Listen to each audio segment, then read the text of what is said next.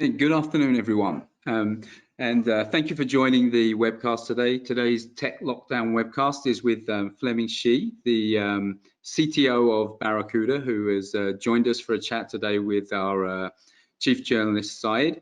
They're going to be talking about the rise in COVID-related threats, particularly phishing threats, which have been on the increase since the lockdown has actually started. They'll be talking about that, and I believe that Fleming has some interesting things to discuss, including some of the tools that Barracuda have available. So with that, I'm actually going to get started. I'm going to hand over to Syed, who will be chatting with Fleming. Once they've actually finished their chat, we're going to open it up to Q&A. You'll be able to type your questions in, and then we'll put them to Fleming, but that will be after Syed has finished his interview. So with that, Syed, I'll hand over to you, and Fleming, thank you. Hi, thank you, Andrew. Thanks everyone for joining us this afternoon. Today we have with us Fleming Shi, CTO of Barracuda. I'm sorry. Thank you so much, Fleming, for joining us. Absolutely, it's my pleasure. Hi, everyone.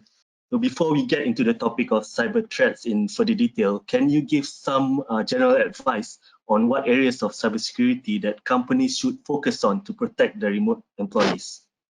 Absolutely. So first of all, there's a couple of things we have to pay attention. Segmentation, network segmentation is very important because a lot of times when folks are at home, they're on different computers, right? They have their personal systems, personal devices, then they have the work devices. Keep them separate is really important because not every personal email provider have the security measures and tools, while the work computers are obviously mission critical for your business. So ensure you're separating. It's like social distancing between computers as well, if you think of it. Yeah, don't let them mix it together. Separately, it's really true that you have to make sure you have turned on MFA for all your SaaS applications, because multi-factor SaaS is sort of the backbone for us to interconnect between businesses and between our professional folks who are working together every day. So these SaaS solutions needs to be secured with at least make sure multi-factors turn on, so no one can actually hack in there and pretend to be you or impersonate and do things to you. So I think it's important to make sure MFA is turned on for everyone.